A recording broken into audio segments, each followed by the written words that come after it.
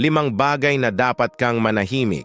Una, kapag galit ka, sa halip na sumagot ng mainit ang ulo, manahimik ka. Ang galit ay madalas na nagpapadala sa atin sa maling direksyon. Pangalawa, kapag may nagmamakaawa, may mga pagkakataon na mas makabubuti kung hindi ka magsasalita.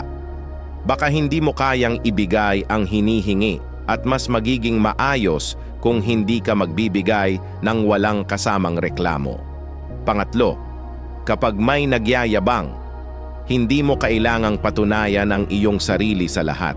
Pang-apat, kapag nakasakit ka sa iyong pananalita, may mga salita na hindi mo na mababawi kapag nasabi mo na. Kaya't manahimik ka kung alam mong makakasakit ka.